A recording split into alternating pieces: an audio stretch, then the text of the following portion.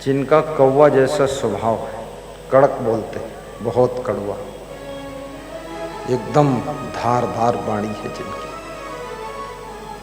कौवा की बोली कोई सुनना नहीं चाहता है।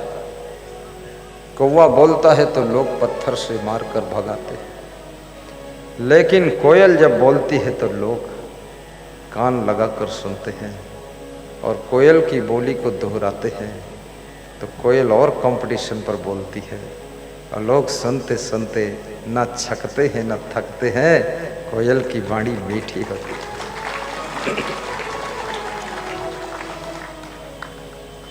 जिस घर में स्त्रियां कोयल जैसे बोलती वो घर इंद्रपुरी से कम नहीं, और जिस घर के नर नारी दोनों पति पत्नी, बेटा बेटी, बहू गुतनी, जेठानी सब कौवा जैसे बोलते हैं, वो घर नर्क से भी कम नहीं, नर्क से भी कम नहीं। दिन भर काऊ काऊ काऊ काऊ लगा रहता।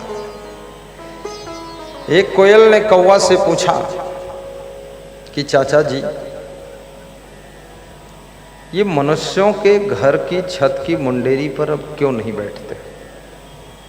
बहुत दूर बैठते हो पेड़ पर। तो कौवा ने हंस करके कहा, इसलिए नहीं बैठता हूं क्योंकि घर घर में बड़े बड़े कौवा बैठे हुए और सुबह से लेकर शाम तक काऊ काऊ मचा रहता है, इसलिए हम छोटे कौवा की वहाँ बिसात नहीं है, तो मैं दूर ही बैठता हूँ। बड़े कौवा सब चिल्लाते रहते, काऊ काऊ करते रहते, उनको देखता रहता हूँ।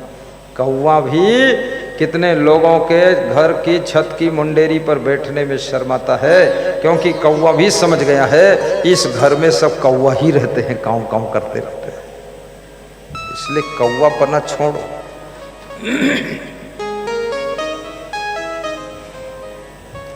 ज्यादा परेशान मत होइए, शांति रखिए।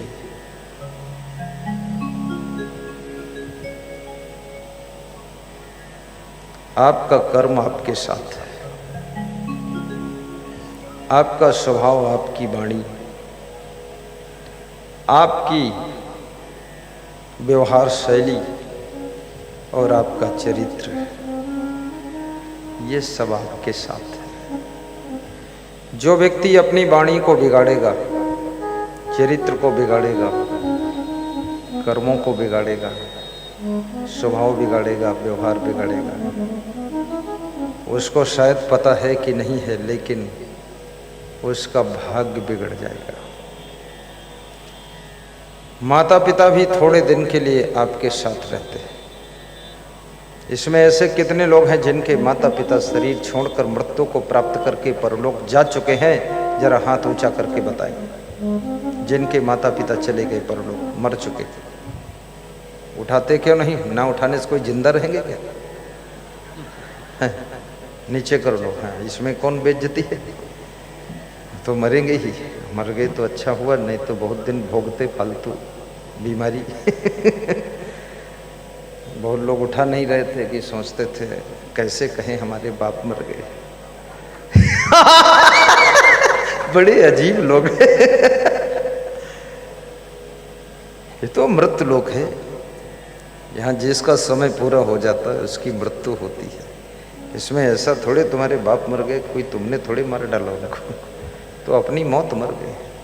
तुम चाहते भी नहीं थे कि मरे, वो भी नहीं चाहते थे मैं मरूं, लेकिन यहाँ चाहने से कुछ होता नहीं। कुदरत की जो व्यवस्था है वो अपने ढंग से होती है, तुम चाहो न चाहो, जैसा होना है उसका एक क्रम है, सीरियल है, सिस्टम है, वैसा होता है। तो माता पिता जो तुमको अच्छी सीख देते हैं उसको समझो। कई बार लोग सोचने लग जाते हैं हमारे माता पिता और ये सब बहुत भक्ति करते हैं, सत्संग करते हैं, लेकिन ये भी सोचो कितने लोगों के माता पिता शराब पीते हैं, जुआ खेलते हैं और कुकर्म करते हैं, पान तमाकू पुड़िया खाते, गांजा पीते, भांग खाते, और जमीन बेच बेच कर दारू पी रहे हैं, ऐसे भी माता पिता देखे गए। तो उनसे तुम्हारे माता पिता लाख गुना बेहतर हैं, जो बुरे कर्म में नहीं हैं, अच्छे कर्म में हैं, यश कीर्ति और सम्मान को भी प्राप्त कर रहे हैं, सत्संग और भक्ति में डुबकी लगा करके पूरे समाज को एक नया संदेश दे रहे हैं। बोलिए सद्गुरुदेव की जय। सत्संग से जब मनुष्य जुड़ता है तो सत्संग में उसका बड़ा सीमित खर्चा होता है, लेकिन जब कुसंग से जुड़ता है तो अनलिमिटेड खर्चा होता है। कितना बर्बाद होगा कुछ पता ही नहीं। और सत्संग ऐसी सद्बुद्धि देता है, सत्संग से जुड़ने वाले लोग आज तक कोई कंगाल नहीं हुए हैं। अभी जिस गांव से मैं प्रवचन करके आया हूं, पूर्णिया जिला कांझा बनियापट्टी गांव, मुख्य आयोजक थे लालचंद राय, निर्मा देवी राय, गुंजा कुंवारी और उनका सब परिवार, डोबी दास राय। तो उनकी पत्नी कह रही थी कि ये हमारा जो पति है ये आपके लिए पागल है।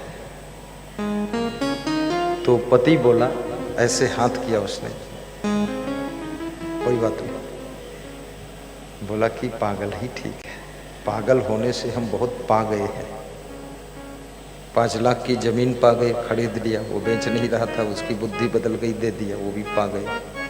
अब पागल होने से 8 कमरे का मकान पा गए, ये भी मिल गया। हम तो इतना पागल बनेंगे, पागल से ही सब पाएंगे। बोले गुरुदेव 30 साल 40 साल तक धक्का खाया, दुख उठाया, 4-5 साल से आपसे जुड़ा, जमीनें भी खरीदा, मकान भी बनाया, यश भी हुआ, कीर्ति भी हुई, नाम भी हुआ, और साथ साथ में आपका सत्संग कराया तो पुण्य भी हुआ, सबका कल्याण भी हुआ। दुनिया में कौन नहीं पागल है? कोई शराब के लिए पागल है, कोई जुआ खेलने के लिए पागल है, कोई विषय भोगों में पागल है,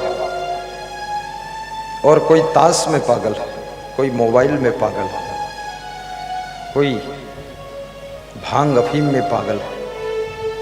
लेकिन वह पागल पागल नहीं है, उसका पागलपन उतर चुका है। जो सत्संग के लिए पागल है अब वो पागल नहीं है, अब वो बिल्कुल होश में आ चुका है, इसलिए लोग उसको पागल कहते हैं।